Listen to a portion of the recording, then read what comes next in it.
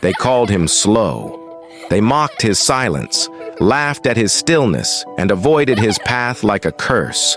No one wanted to be friends with the boy who took forever to speak. But one night, he whispered something strange to the sky. And from that moment, heaven answered in a way that would change everything. In the quiet village of Ogude, there was a boy whose words came slower than the rising sun, and whose presence was treated like a shadow, seen but never welcomed.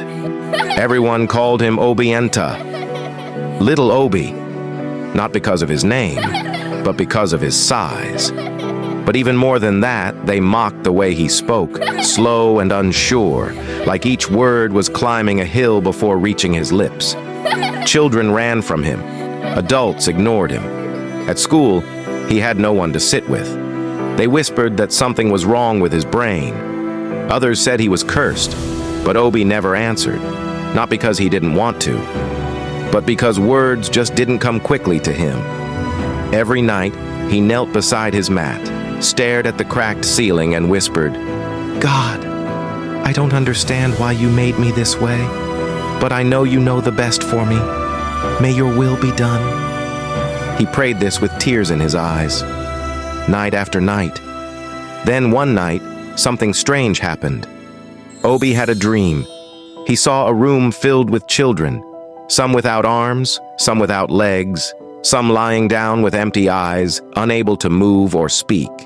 Their cries filled the air, yet nobody could hear them except him. He turned around and saw a glowing figure standing beside him.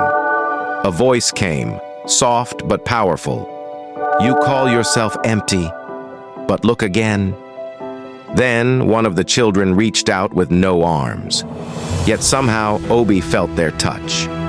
Another one smiled at him with no lips, and somehow he understood them. He woke up sweating, shaking, but with a new light in his heart.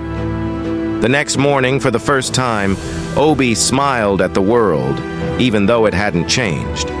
But something inside him had. He began to help the old woman down the road carry her firewood.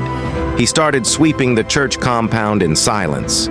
He visited the local orphanage where he met children who had less than him, but smiled more than most. People began to notice, not because he talked faster, not because he grew taller, but because Obi had something many lacked, a grateful heart and a kind spirit. And soon, the boy they once called empty became the one others came to for encouragement and quiet strength. Sometimes God answers